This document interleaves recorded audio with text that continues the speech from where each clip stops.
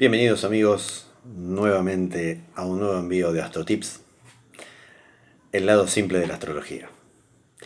Esta noche les voy a presentar, y como había adelantado hoy por la mañana, el tema referente a la luna y cómo funciona, cómo actúa y qué significa dentro de una carta natal y también qué significa dentro de lo que es potencialmente el corazón del alma. El alma de cada individuo está compuesto de una parte consciente y de una parte inconsciente.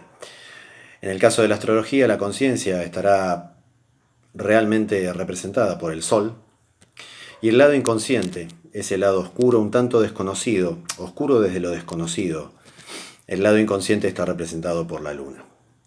La luna son los primeros cuidados nutricios, y si yo digo primeros cuidados nutricios, estaríamos hablando puntualmente de los brazos de mamá. Esos brazos que de chico nos daban cobijo, seguridad, contención. Es un mecanismo particular que llevamos todos los mortales en este mundo y en el transcurrir de la carta, dado que en sí la luna representa como lado emotivo la madre, la familia, el pasado puntualmente. Pero la función principal que tiene dentro de la carta es la seguridad y el plano emocional. Esa es la función primordial de la luna.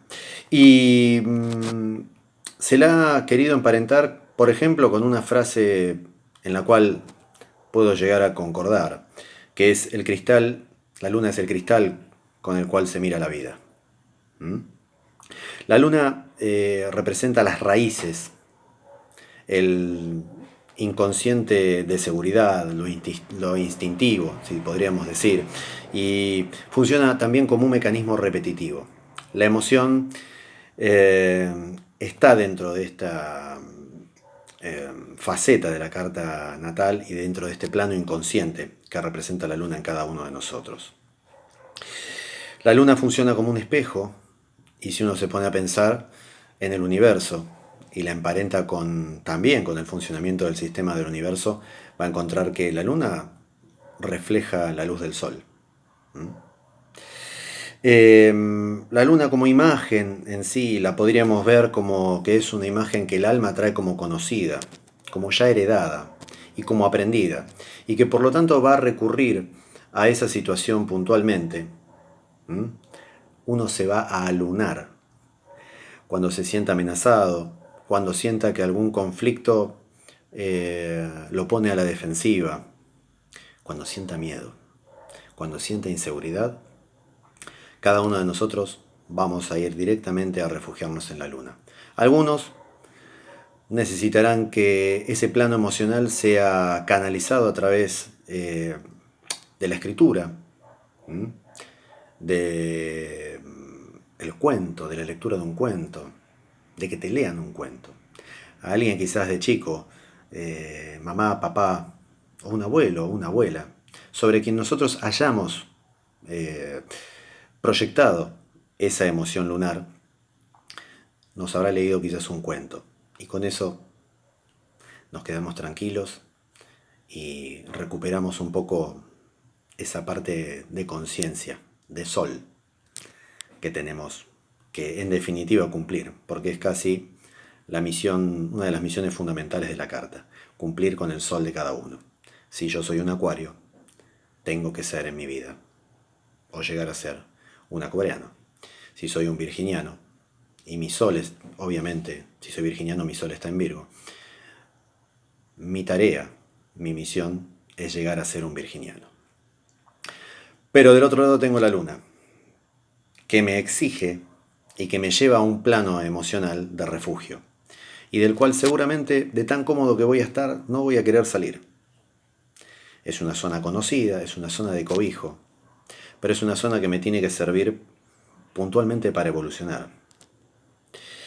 Los brazos de mamá funcionan en la vida de cada uno de nosotros hasta cierto momento de nuestra vida y de nuestra evolución.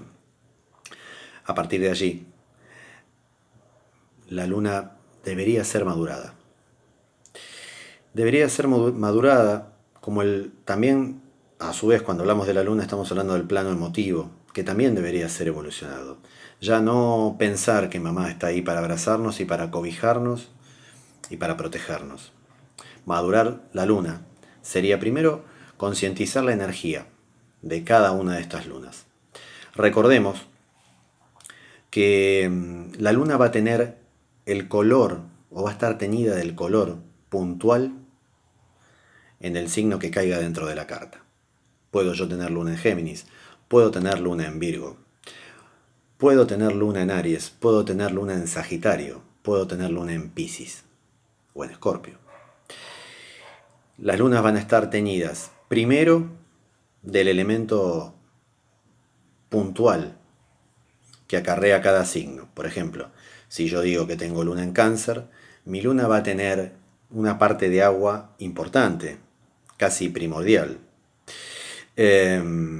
sino por decir total, dado que Cáncer es un signo de agua y que está relacionado con la sensibilidad y las emociones. Si yo tengo luna en Géminis, la luna estará teñida con las características de ese signo y el elemento aire, porque Géminis es en definitiva un signo de aire. Entonces será una luna que necesita comunicación, que necesita que le diga que la quieran, que necesita que se pongan en palabras los sentimientos. Dicho esto, y volviendo, y ya para ir cerrando este envío, ¿cómo maduramos la luna? Porque la pregunta es, ¿cómo se evoluciona? ¿Cómo nos lleva?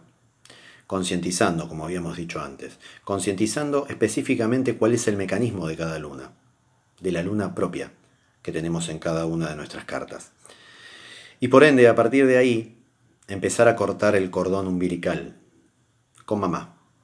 O con, repito, aquella figura que nos haya hecho proyectar a nosotros nuestra luna.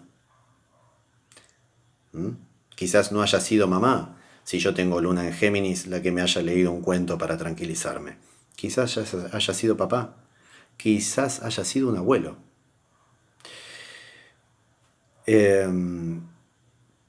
Para ir madurándola y para ir evolucionando, debemos saber que cuando nos angustiamos, que cuando estamos en un proceso realmente de amenaza, en cuanto a nuestras seguridades, cuando nos sentimos inseguros, vamos a ir a buscarla.